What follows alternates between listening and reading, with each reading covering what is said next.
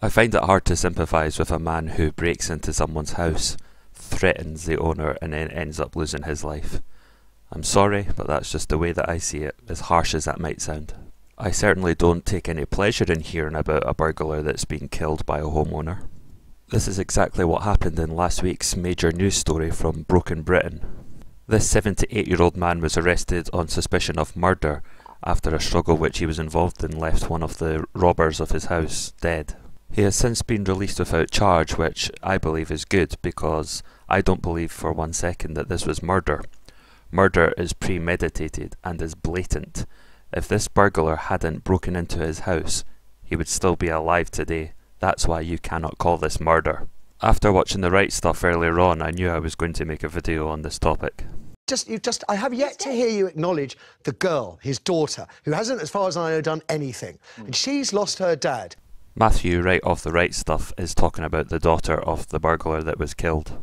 And you said all the stuff that's very popular with all the people that say hang them and flog them and all of this, but you haven't acknowledged that a little girl who may not even know what her father does for a living, who may be coming to terms with people at school saying, have you seen what's in the paper? Hugely traumatic experience. I know. I do sympathise with the daughter. I do. But this is just displaying the bleedy heart culture of the poor criminal, which seems to be rife among the political elite in British society. The daughter has nothing to be ashamed of, but the father does. His involvement in this burglary ended up costing his life. So the buck stops with him, I'm afraid, because him losing his life over a burglary is the worst thing he could do for his daughter. She now has no father. The homeowner would not have killed him if he hadn't gone to his house with the intent of robbing and potentially harming the owner. Also, there was a chance the homeowner himself could have been killed by the robbers.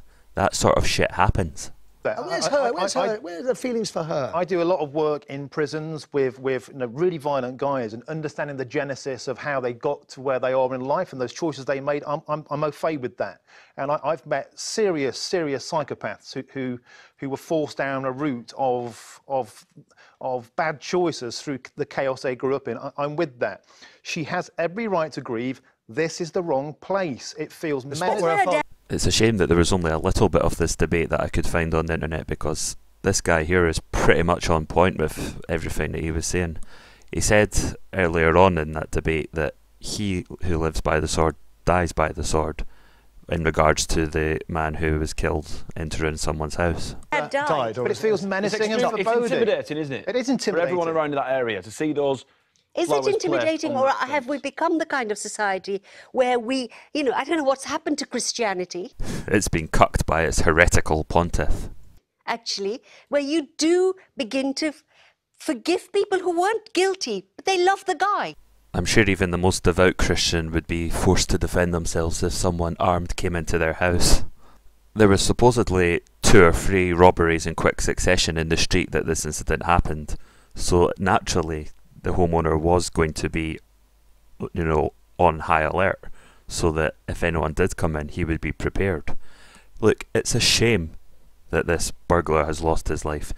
The family insist that he's not a monster, and to be honest, compared to other crimes like terrorism, blatant murder, rape, etc., robbery is not as bad as a crime, but it's still a crime, and there's good reason to believe that the man who did kill him felt that his life was in danger and the life of his wife was in danger.